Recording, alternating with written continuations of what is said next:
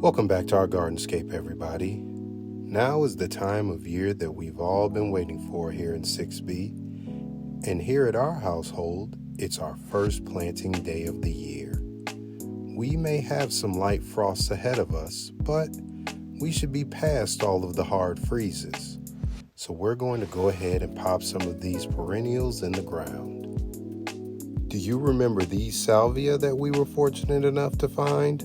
Well, with a little cleanup and some love, they're coming along just fine. After pruning out last year's growth and a little weed pulling, they have reciprocated the love that we've given them with beautiful growth for us.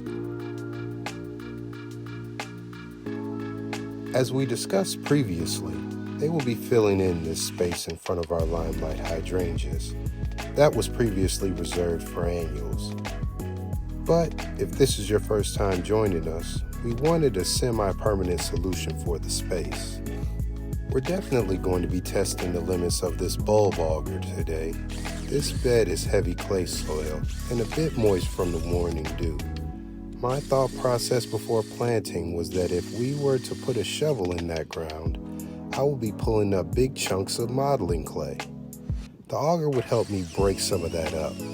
However, I was pleasantly surprised. When I started to drill in, nice, dark, rich soil seemed to be coming up. I guess the constant planting, fertilizing, composting, and mulching in this area was starting to pay off. You'll see me constantly putting my hand in the hole to feel the sides of it. There were moments where I'm drilling that I can feel that I'm running into something hard. I'm not sure if it's rocks or roots from the previous boxwoods that spent probably 20 years in this flower bed. So, I'm feeling around to make sure I don't end up like Goliath. Now, this bulb auger is definitely not meant for the size hole that I'm trying to make. However, you know me, I'm all about making do with what you have, even though it didn't want to cooperate at times. You can see me checking the size of my hole there, just making sure we're going to have the right amount of space to get this little guy in his forever home. As I was beginning to try to get this salvia out of its pot, I was able to feel how tight and hard the roots were. They seemed a bit root bound, so I had to spend some time loosening them up before getting them in the ground. I tried to use my hand strength to attempt to loosen them, and as gently as I could, pull some of them apart.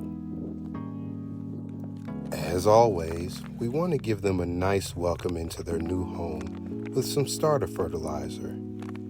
This is my first time using Biotone because not many stores in our area carry it for some reason, but I just so happened to run across some at a local nursery. So I decided to give it a try because I had heard good things. Then we just backfill, and he's home. We repeat this process 5 more times, and our salvia lineup is complete. Now, the moment I've been waiting for since late February. We are sending these boxwoods off to pasture. There was one issue after another with these, and it was time to make a change. We were initially going to use these beds for flowers, but coral bells are the final verdict. These boxwoods came up with no issue at all. 3 of these coral bells are destined for either side of our front porch. Bucera typically have very shallow roots, so I'm not quite sure this deep of a pot was necessary. It seems like a bit of overkill. The roots seem to have already begun to circle on the top half of the pot. The entire bottom half of the pot just seemed to be soil, but we'll go ahead and toss that in as well. It won't hurt at all. While 3 will be going in on either side, I started with the ones that would be in the middle to make sure that it was centered to the eye. The other 2 will fill in accordingly. And there you have it. All 6 of our salvia and all 6 of our coral bells all nestled into their new homes.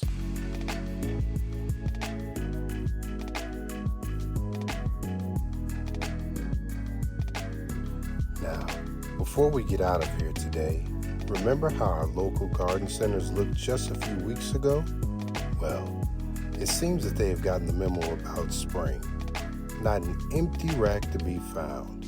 The back of my car was filled leaving the place, but we'll save that for a future post. Thanks for coming back for another week of our journey. We love to have you in our Gardenscape. And if you enjoyed this week's content, remember to check out our website and share, like, and subscribe. Bye, and we'll see you in the next one.